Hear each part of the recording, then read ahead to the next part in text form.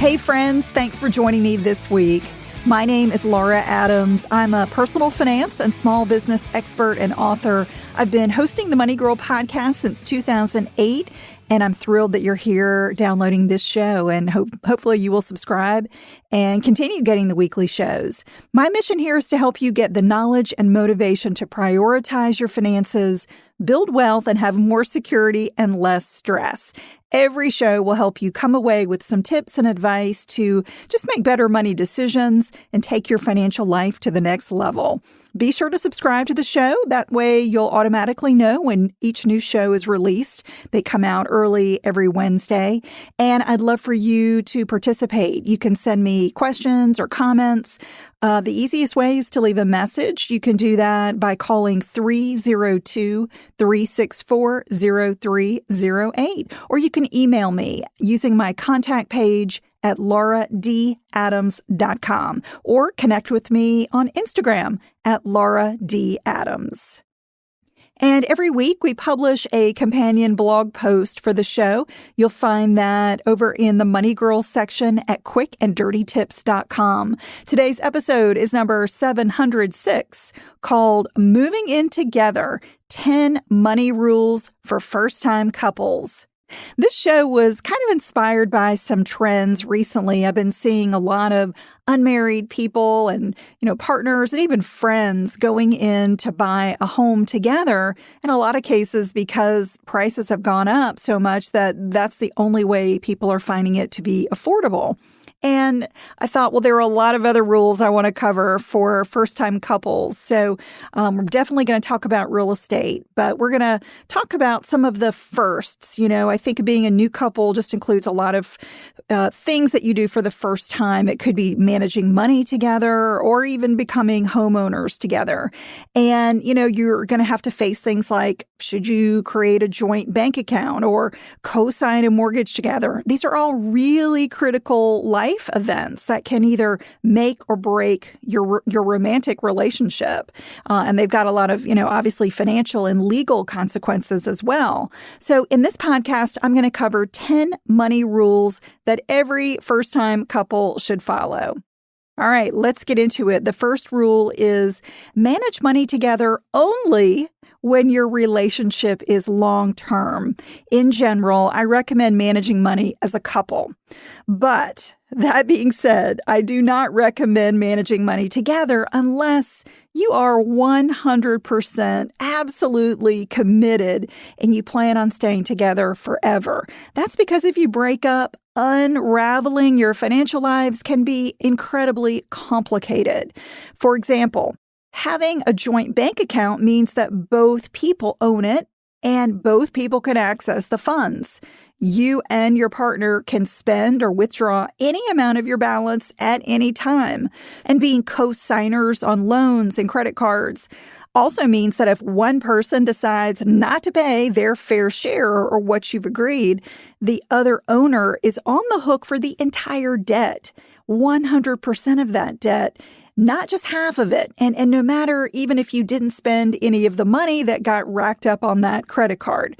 So the bottom line is that if you're uncertain how long your relationship will last, or you've got concerns about merging money with somebody else, please don't do it. You're better off being safe than sorry, going into it slowly. All right, the second rule is know your financial history.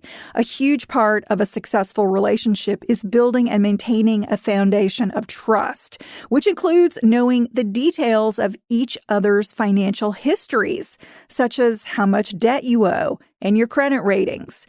The good news is that even if your partner has less than perfect credit, it won't hurt your credit, okay? But it could make it more challenging to qualify for a joint credit account, a joint auto loan or a joint mortgage if that's something that you want to do. A good place to start is by reviewing your credit report. So if you're not sure, well, how much do I owe? And, what are the accounts I own? All you have to do is pull your credit history. It's all going to be there. You can do that for free at annualcreditreport.com, or there are some great credit reporting sites like Credit Karma that will give you not only your credit reports, but even some of your credit scores. So again, that's a great place to start if you're, really not sure what your credit history is or what your financial history is. Rule number 3, create financial goals together. Before you merge money as a couple, it's essential that you talk about your financial goals. That's really the best way to know if you're on the same page, with your finances, and maybe even if you're on the same page as a couple. Talk about what you want to achieve over the next few years and over the long term. Like, what do you want to do about retirement? What are your dreams for the future? It's much better to know sooner rather than later if you have vast differences of opinion. Let me give you an example. Let's say your priority is to live frugally and build a sizable retirement nest egg so you can retire early. But your partner is a freewheeling spender and they, want to go on vacations and really live it up. In that case, your financial philosophies may be too far apart to reconcile. Only you can make that decision. Rule number 4, set a joint spending plan.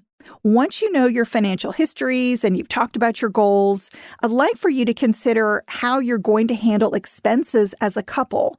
While splitting everything 50-50 could seem like a good idea or a good strategy in the beginning, it may not work out as planned if one person earns much less than the other. In that case, you might want to divide costs by percentages to make things more fair. For example, if your partner earns 35% of the total household income and you make 65%, you could pay 65% of the household expenses. Now, I'm not saying that you've got to split everything up according to income, but that's just one way to approach it. Now, if you go all in and you merge your finances as a couple, you don't have to worry about dividing up expenses. Instead, you would just pay bills from a joint account. However, as I mentioned, that's a really big step. And so that's not something that I'm going to recommend unless you're in a 100% committed relationship. Rule number 5, communicate about money regularly. Even if your financial goals as a couple are aligned and you really do see eye to eye on your short-term and long-term financial goals, a key to long-term success as a couple is to communicate regularly, especially about money. Fortunately, my husband and I have always shared the same views when it comes to our money and our lives and our goals. But I will tell you, that doesn't mean we didn't have our fair share of disagreements in the early days of our marriage that we really had to work through and resolve. So, it's not that you can't overcome differences of philosophies and opinions. I think the idea is just to be open-minded about changing strategies and maybe setting new guidelines if the way you're managing money as a couple isn't working for you. Unfortunately, what I find is that many couples only talk about money after problems come up, and that's really the wrong approach. Instead, I would encourage you to set a time each week or month to chat about your budget, your debt, income, and plans for the future. A lot of people call it a money date, where you go out for a nice meal or take a walk together. You really just set aside time on a regular basis to make sure that you're thinking about, what's going on with your money. That's going to help you iron out any wrinkles in your relationship and definitely will improve your financial well-being. Rule number 6, understand the risks of co-signing debt. When you co-sign a credit account like a credit card, auto loan, or mortgage, you assume equal responsibility for it, and the payment history will appear on both of your credit reports. That means you can both build credit if the payments get made on time. But if one person in a couple fails to pay a co-signed credit account on time, it's going to hurt both of your credit scores. Plus, as I mentioned, you're both legally responsible for the entire debt, no matter who spent the money. So if you're in a committed relationship and you decide to co-sign a credit account, you want to be sure that those payments never fall through the cracks. A common question I get is, Laura, well, what if one of us has great credit, but the other one has really poor credit? In that case, co-signing a credit card or a loan with that person is one way to help them build or improve their credit. And another option is to add the person with poor credit to a credit card as an authorized user. That allows the partner to make purchases, have their own card, but they won't be legally responsible for the debt as an authorized user. In general, the card's payment history does get reported to both the authorized user's credit history and the card owner's credit reports. But I will say that's actually not the case for every single card. So if your goal is to help an authorized user build their credit, make sure that, the payment information is going to get reported onto their credit history. You can just ask the credit card company about that.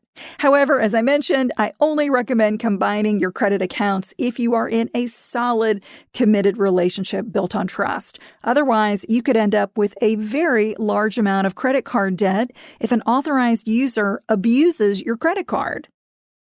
And I want you to also note that if you decide to apply for a joint credit card with a partner and you've already got credit cards that are just in your name, you don't need to close them. In a recent podcast called What to Know Before You Cancel a Credit Card, I cover multiple reasons why closing credit cards can hurt your credit. So you want to close cards very carefully.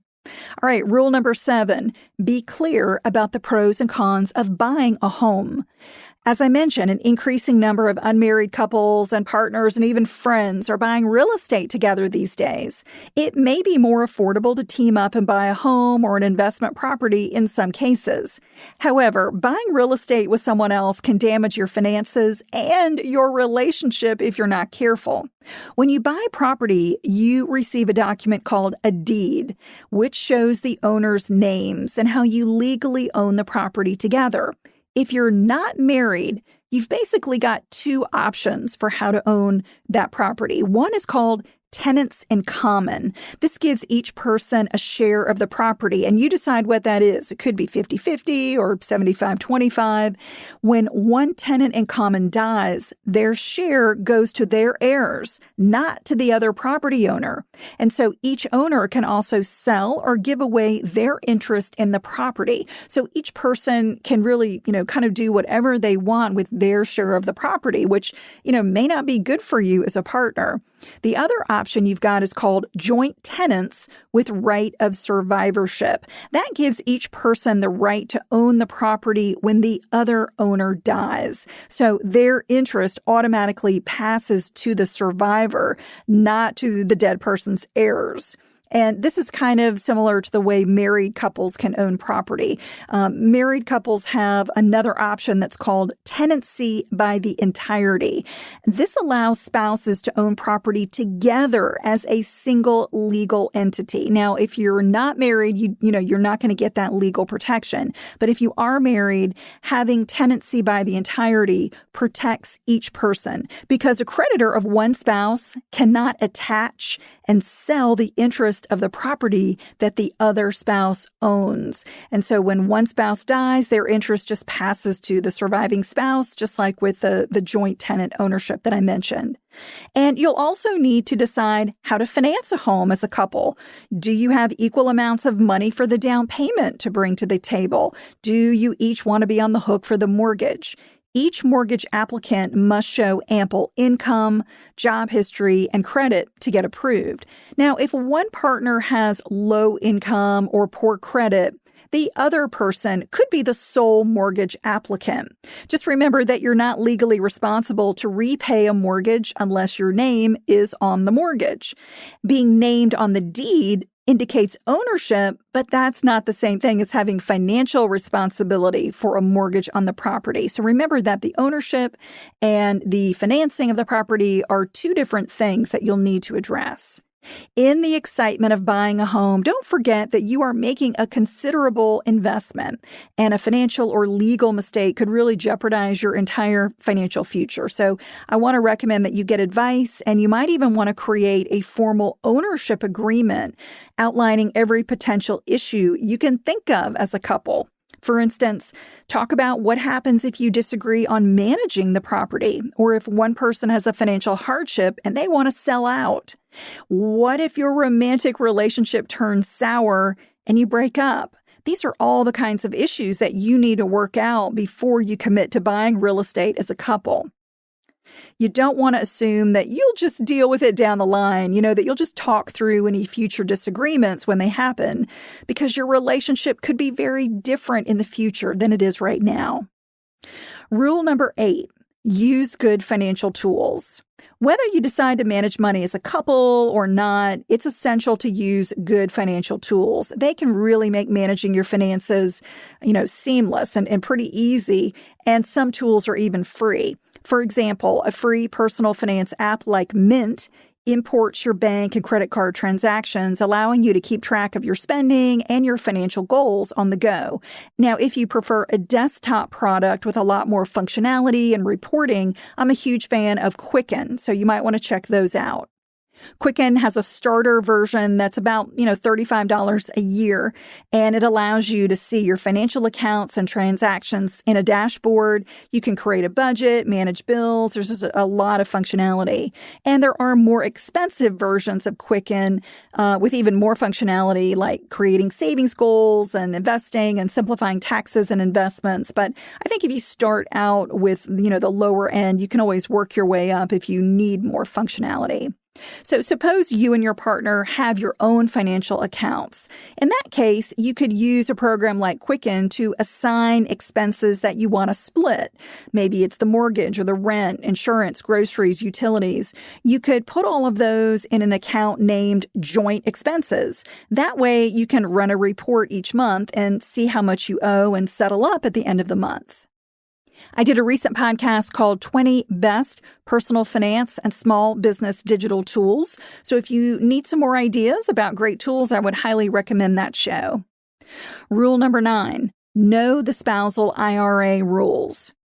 Saving for retirement is vital to a secure financial future.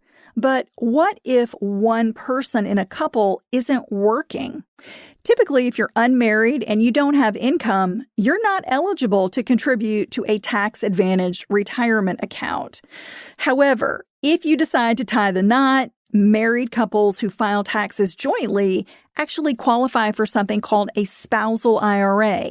It's just a regular IRA, but it allows a working spouse to make a maximum contribution to an IRA for a non-working spouse. For 2021, if both spouses are under age 50 and have a household income of at least $12,000, you can each contribute up to $6,000 to your own IRAs. And if you're over 50, that maximum contribution increases to $7,000 each.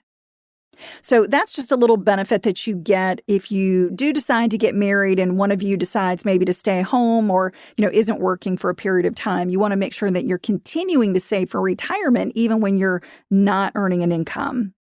And rule number 10, get help from a financial professional when needed. Even if managing money is a breeze for you and your partner, it's often very wise to get help from a financial pro. It could be a financial advisor, a retirement planner, a tax accountant, or even an estate attorney. Yes, professionals do cost money. However, getting good advice for retirement planning or navigating any financial challenges can really pay off. You might consult with a financial pro once, or you might work together over the long term to meet your financial goals as a couple. If you're a first-time couple or even a long-time couple, I hope these tips and rules have given you something to think about. Also, before we go, if you have not joined my private Facebook group called Dominate Your Dollars, I would love for you to be a part of that community. It's a really amazing group of people. You can just search for the group on Facebook. Again, it's Dominate Your Dollars. And you can also visit lauradadams.com, where you'll find my contact page and more about me, my books, and online courses. That's all for now. I'll talk to you next week. Until then, here's to living a richer life. Money Girl is a quick and dirty tips podcast. It's audio engineered by Steve Rickyberg with editing by Adam Cecil. Our operations and editorial manager is Michelle Margulis. Our assistant manager is Emily Miller, and our marketing and publicity assistant is Davina Tomlin.